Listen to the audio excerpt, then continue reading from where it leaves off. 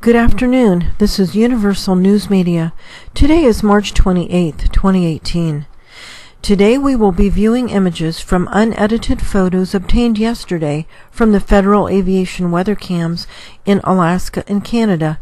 All videos are in time-lapse mode with each frame equal to 10 minutes. Our first video came from the east-facing weather cam located in Chandler Shelf, Alaska. It shows a white sun with a yellow perimeter. Most people have noticed that our sun is no longer yellow, it's white. The yellow rim that you see is our actual sun. The white center is an artificial light installed about 20,000 miles from the Earth.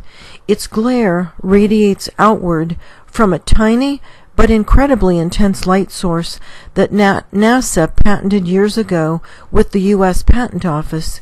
NASA named it Sun Simulator in their patent.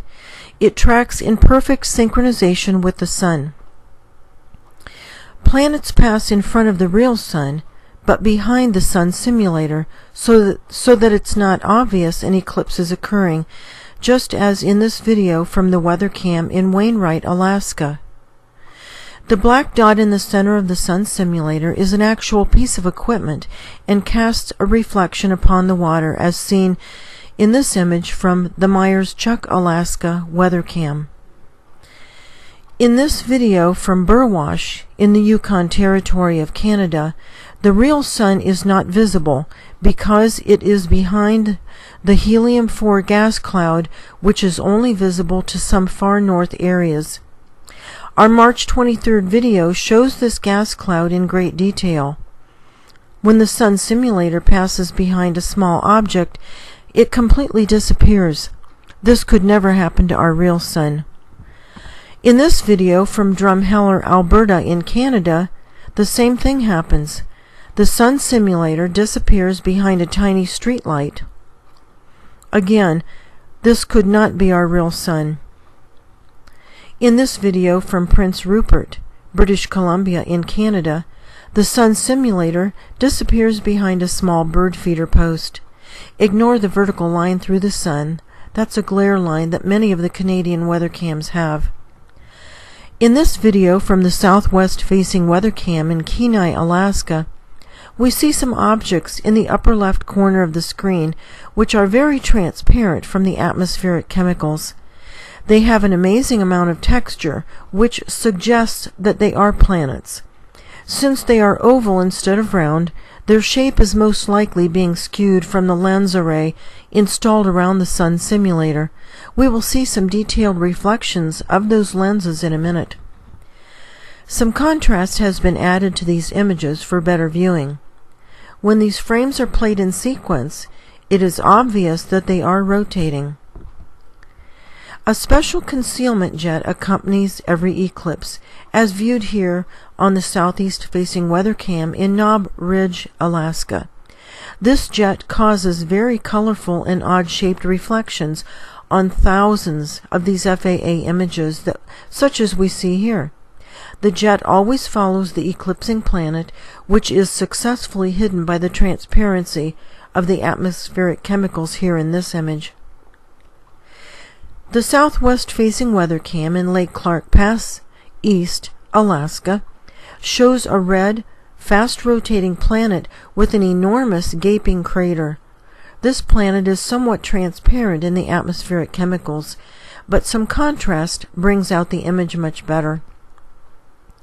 The yawning crater does make it very easy to see how fast this planet is rotating. In this video from the south-facing weather cam in Northway, Alaska, it is easy to tell that an eclipse is occurring because for 5 frames everything turns to a dark green on a perfectly cloudless afternoon. This means that the eclipse took just under an hour to complete. Here is the highly textured, fast-rotating red planet we see frequently, viewed from the west-facing weather cam in Chokyitzuk, Alaska. The concealment jet is not visible from this angle, but we see its colorful reflections swing across the bottom of the screen. The close-up gives viewers a better look at the red planet.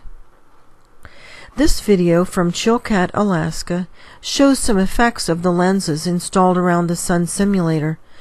For the first few frames, we see the red planet again. Then we see a much larger planet in the upper left corner, which has been blurred by the Sun simulator, and it's also somewhat transparent from the atmospheric chemicals.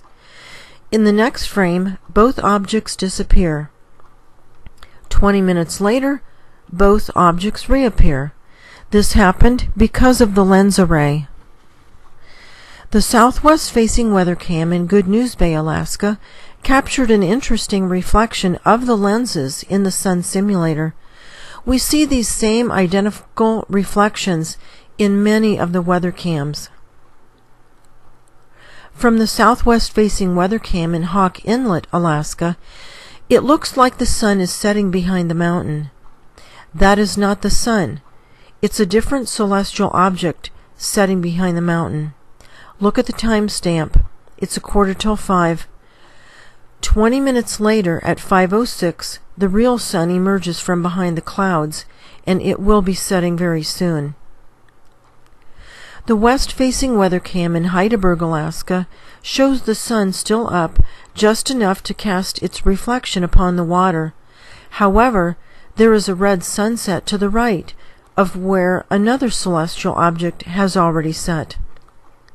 We see the same thing on the Klawock, Alaska camera. The sun is setting over to the left, but a pink sunset has already occurred to the right. And the same thing again from Myers Chuck, Alaska weather cam. The sun is setting close to the middle of this picture, but there is already a red sunset to the right where something else has already set.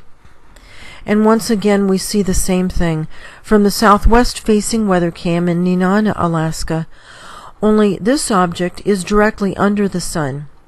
Notice the pink sunset under the sun. As the frames move forward, the glow of the unknown object shines between the chemical clouds and the tree horizon. The sun is actually above this orange glowing object, well hidden behind the opaque wall of chemically induced clouds. These objects are part of an approaching celestial system. Many people ask when this system will make its closest pass to our Earth. A general indication of time is provided in the following screens of text. Please don't forget to like this video and subscribe.